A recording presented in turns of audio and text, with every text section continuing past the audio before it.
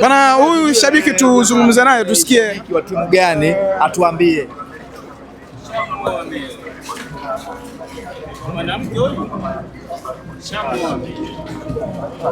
Bwana, uko vizuri? Bwana, mimi niko vizuri sana.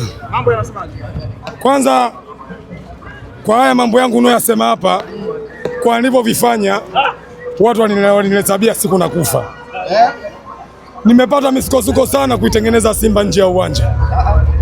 Natokea Bumbwini, nimekuja ninavyojua mimi sijalipa nauli mpaka nafika uwanjani. Siku 3 nilikuwa mazoezini, maana nachukua mazoezi wale wazee, wale wasungu hapo wa Moroko. Nilikuwa nimekaa pembeni hawanioni. Kila kiatu cha mazoezi wakivaa kina moto, wanatia maji. Sasa nasemaje? Tumeamua kama 93 walitia mkono, sisi watu wa Bumbwini hatukubali. Nimetumwa na wazee wa Bumbwini, hii kazi niimalize. Kazi ya leo naimaliza, na yote anafanya kwa sababu ya Mheshimiwa Dr. John Pombe Magufuli. Ananitia uchungu sana huyu mzee. Mzee yuko moyoni, kila anapotembea na Magufuli na muziki kama yupo, hasa akiongea Kisukuma huwa nasikitika sana.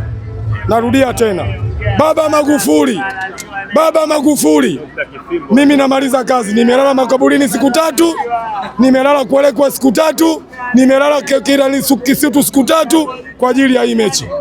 Narudia tena, atakayeitia mkono mechi hii atakuwa kanitukana mimi, kamtukana rais wangu, kamtukana mheshimiwa wa Zanzibar, kamtukana na marehemu Dr. John Pombe Magufuli. Wana roho mbaya sana upande wa pili. Kuna kitu chochote cha kishirikina ambacho umekifanya? Baba, hakuna timu inakosa benchi la ufundi. Msizanie kama Waarabu wa Warogi.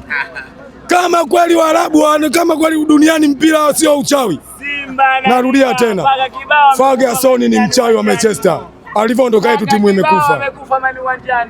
Mmenelewa vizuri?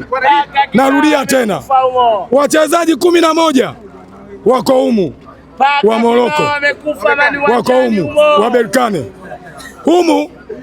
Nimemweka rais wa shirikisho kafu yupo humu, nimemfumba macho, kwa hiyo naweka humu.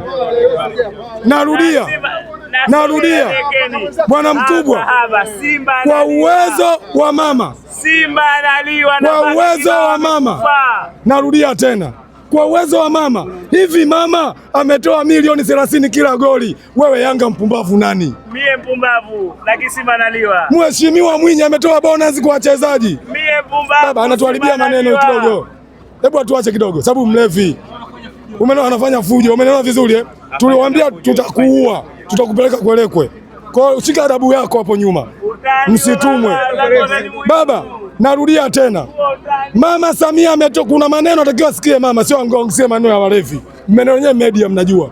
Kuna maneno atakiwa sikie rais.